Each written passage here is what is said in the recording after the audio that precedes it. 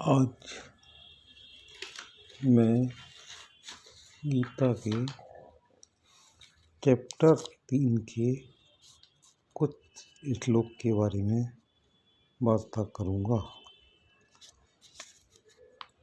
Chapter 3 का पहला श्लोक है, अर्जुन भगवान श्री कृष्ण पूछता है कि वे भक्ति योग को कर्म योग, ज्ञान योग, सांख्य योग से ज़्यादा अच्छा बताते हैं, तो फिर ऐसे कर्म में मुझे क्यों लगाते हैं।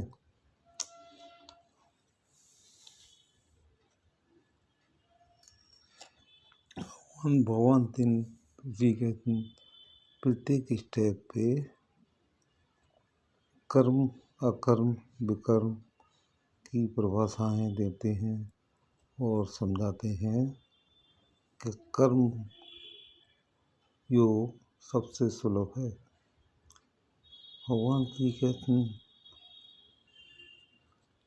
निष्काम कर्म की बात करते हैं कि निष्काम कर्म करने से तो अवश्य मुक्ति को प्राप्त होगा, लेकिन यदि किसी कारणवश तू निष्काम कर्म नहीं कर पाता है तो सकाम कर्म भी लाभदायी है।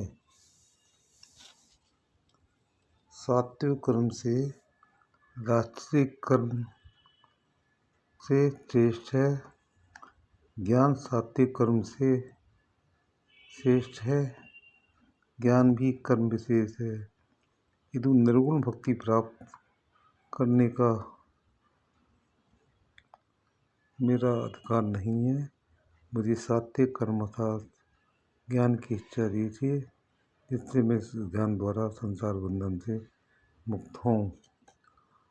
अब कर्मों को भी भगवान श्री कृष्ण 3 भागों में बांटते हैं, सात्विक, राजसिक और तामसिक।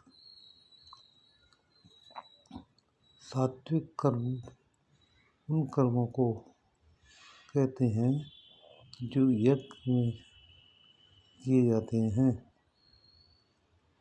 तामसिक कर्म किसी को बुरा करना या किसी का नुकसान पहुंचाना या किसी और तरीके से मन में अशांति लाना, ये तामसिक कर्म है। राजसिक कर्म राजकीय राजाओं द्वारा वो हैं। यहाँ पर कहीं वर्ण व्यवस्था का भी गीता में उल्लेख किया गया है। उन्होंने बताया है कि ब्राह्मण सात्विक प्रकृति के होते हैं तथा वैश्य ब्राह्मण सात्विक और क्षत्रिय राजसी प्रकृति के होते हैं।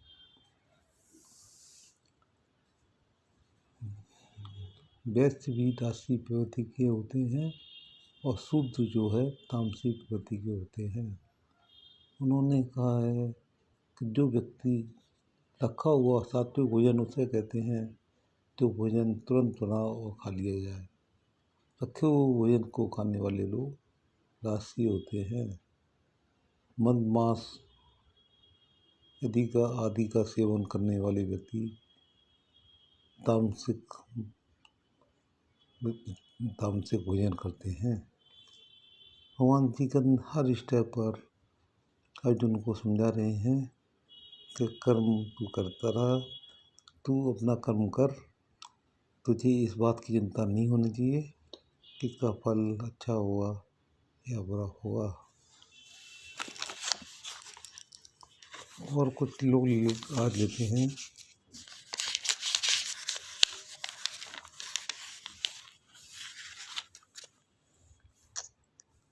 जो व्यक्ति मन के द्वारा इंद्रियों को वशीभूत कर कर्मेंद्रियों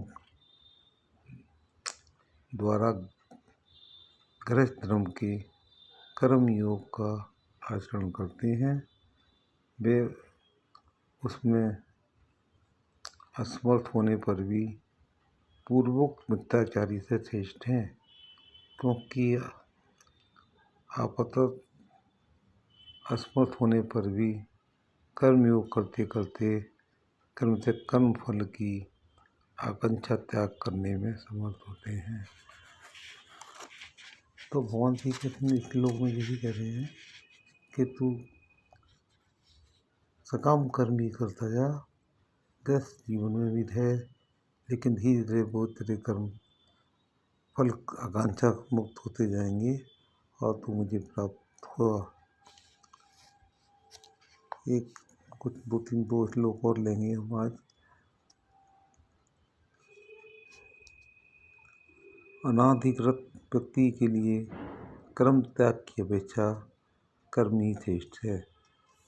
कर्म त्याग करने से अच्छा तो कर्म करना ही श्रेष्ठ है, जान के कर्म किसी तरह का हो। जब कर्म त्याग से तुम्हारा शरीर निर्वाह ही नहीं होता है, तब तुम्हारे लिए कर्म त्याग किसका संभव होगा। अतः काम कर्मों को त्याग कर संध्या उपासना आदि नित्य कर्मों को करते करते चित्त के शुद्ध होने पर ज्ञान भूमि का अतिक्रमण कर दुर्गुण भक्ति प्राप्त करोगे। भगवान श्री कृष्ण ने कर्म की परिभाषा की है कि आप साधारण व्यक्ति इतना ही कर्म करे जिससे कि उसका निर्वाह हो जाए, उसका पालन पोषण और घर का उसका खर्चा चल जाए। वो ना तो अधिक, और वो ये भी कहते हैं कि जो व्यक्ति धन संपत्ति इकट्ठा करके उसमें ध्यान रखता है वो मेरे को प्राप्त कभी नहीं हो सकता। अनासक्त भाव से वो कोई मना नहीं कर, भगवान श्री कृष्ण ने कभी मना नहीं किया कि आप धन इकट्ठा ना करें, लेकिन उनके साथ में आसक्ति ना रखें। तो आसक्ति रहित आप कर्म कर रहे हैं तो आपकी कर्म की सफलता निश्चित है और प्रभु की कृपा आपके ऊपर होनी है। आखिरी लेते हैं आज। भगवत समर्पित निष्काम कर्म को यज्ञ कहते हैं। उस यज्ञ के उद्देश्य से जो कर्म किए जाएं, उसके अतिरिक्त अन्य जितने भी कर्म हैं वे सब सर्व कर्म बंधन है। तुम ऐसा समझो तुम यज्ञ के लिए हो, सभी कर्मों का आचरण करो। कामना पूर्ति के उद्देश्य से भगवत समर्पित कर्म ही बंधन का कारण हो। कामना पूर्ति के उद्देश्य से भगवत समर्पित कर्म ही बंधन का कारण होता है। किसी कामना के लिए कोई कर्म किया जाए और उसको भी भगवान को समर्पण कर दें, वो कर्म का बंधन है, क्योंकि तुम फलाकांक्षा शून्य होकर भगवत अर्पित कर्म करो। ऐसा कर्म ही भक्ति योग का साधक स्वरूप होकर भगवान ज्ञान उत्पन्न कर निर्गुण भक्ति प्राप्त कराएगा। और सकाम कर्म भी हम करें, वह भी परमात्मा को समर्पण करते चलें और इन कर्मों की वजह से हम कम सबसे सुलभ योग है वो कर्म योग है। निष्काम कर्म तो सो है ही, वो तो भगवत पारायण कराएगा ही आपको, लेकिन आप निष्काम कर्म नहीं कर पाते हैं, आप सकाम कर्म करें और प्रभु को समर्पण करते चलें। उन्हीं कहानियों के साथ में टोटल एक्सेप्टेबिलिटी, जैसा परमात्मा तेरी मर्जी, मैं उस मर्जी में ही खुश हूँ। जब तू चाहेगा मेरी मृत्यु हो जाएगी, जब तू चाहेगा मुझे कुछ उपहार मिलेगा, जब तू चाहेगा तो मेरे जीवन में फूल खिलेंगे और मैं भगवत प्राप्ति करूँगा। ये तो तेरी ही मर्जी है, तेरे ही करने से होगा। मैं तो एक निमित्त मात्र हूँ। I am the only instrument, I am not the कर्ता।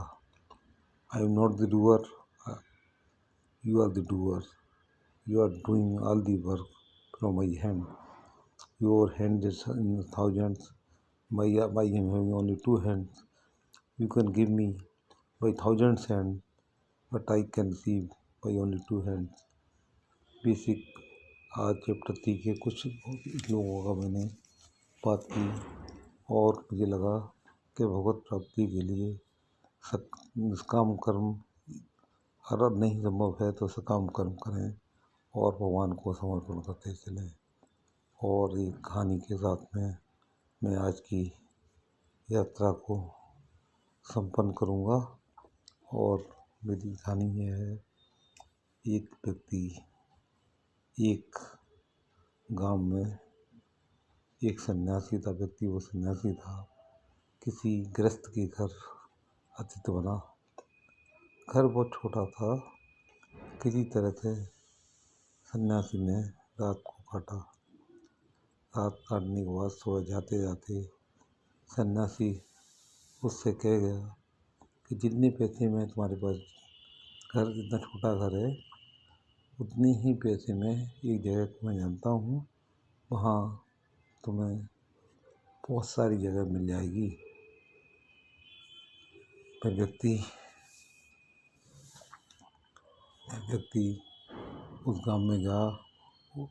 वहाँ के गांव के लोगों ने उसका बहुत स्वागत किया, सत्कार किया और उन्होंने कहा कि वो सन्यासी ने सही कहा था।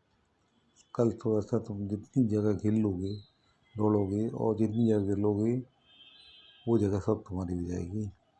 शर्तें कुछ हैं। पहली शर्त है कि जहाँ से तुम यात्रा शुरू करोगे वहीं पे लौट के आकर शाम को सूरज उगने से पहले तुम्हें यात्रा ख़त्म करनी है। वह व्यक्ति सुबह खाना भी और पानी भी अपने साथ रखकर दौड़ा। शाम को उसने देखा कि सूरज छुपने ही वाला है। फिर वापस लौटा। उस दिन खाना भी नहीं खाया। सोचा कि एक दिन नहीं खाऊंगा तो क्या अंतर पड़ जाता है, और दौड़ा। और उसने देखा गांव वाले सामने दिखाई पड़ रहे हैं। गांव वाले बुला रहे थे, आओ आओ आओ आओ।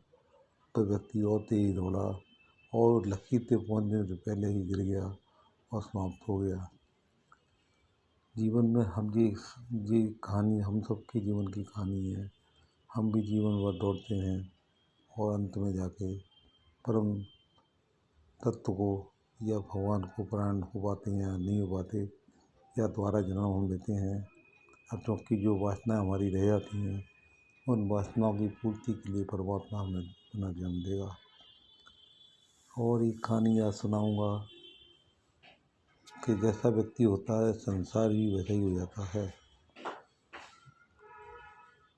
एक गांव में एक बैलगाड़ी आकर रुकी। कुछ व्यक्ति उसमें बैठे थे। गांव के बाहर एक सन्यासी बैठा हुआ था। उस व्यक्ति ने उस सन्यासी से पूछा, मैं अपने गांव को छोड़ कर आया हूँ, इस गांव के लोग कैसे हैं? उस व्यक्ति ने उत्तर दिया, पहले तो मेरे प्रश्न का उत्तर दो कि जिस गांव को तुम छोड़ कर आए हो वहाँ के लोग कैसे थे? तो व्यक्ति ने कहा, वहाँ के लोग तो बहुत दुष्ट थे। मन करता है कि उनको मैं कुछ नुकसान पहुँचाऊँ, उनको मारूं पीटूं और अभद्र भाषा का प्रयोग करूं। तो उस सन्यासी ने कहा, इस गांव के लोग उससे भी ज़्यादा बुरे हैं। और वो बैलगाड़ी चली गई। थोड़ी देर के पश्चात एक दूसरी बैलगाड़ी आकर रुकी। उसमें भी कुछ व्यक्ति थे। उन्होंने भी उस सन्यासी से पूछा कि मैं इस गांव में रहना चाहता हूँ, यहाँ के लोग कैसे हैं? उस सन्यासी ने भी वही प्रश्न पूछा कि जिस गांव को तुम छोड़ कर आए थे वहाँ के लोग कैसे थे। तो व्यक्ति ने उत्तर कहा कि वहाँ के लोग तो बहुत अच्छे थे, मुझे तो मजबूरी में कारण काम छोड़ना पड़ रहा है। मन तो करता उनके साथ रहूँ, द्वारा बना रहूँ और ऐसे प्यारे व्यक्तियों के साथ में रहने का आनंद ही कुछ और था।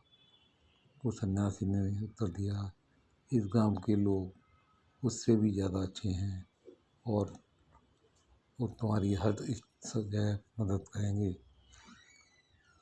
एक व्यक्ति दोनों बातें सुन रहा था पीछे बैठा हुआ। वो सन्यासी के पास आया। उसने कहा कि हमने दो तरह के लोग व्यक्तियों थे, तो अलग अलग बात कही है। एक से कहा कि इस गांव के लोग बहुत बुरे हैं, दूसरे से कहा इस गांव के लोग बहुत अच्छे हैं। उस सन्यासी ने कहा कि हम अपना संसार अपने आप चुनते हैं, हमारा संसार हमारा बनाया हुआ है। अगर हम अच्छे हैं तो संसार अच्छा है, अगर हम बुरे हैं तो संसार बुरा है।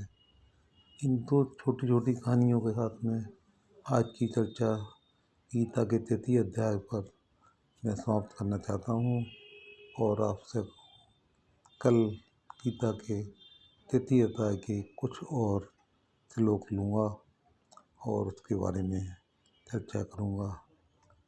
आप मेरे प्रिय आत्मन, मेरी बातों को आपने इतने प्रेम से सुना, इसके लिए मैं बहुत अनुग्रहित हूँ और अंत में आपके भीतर बैठे हुए परमात्मा को प्रणाम करता हूँ। मेरी प्रणाम स्वीकार करें।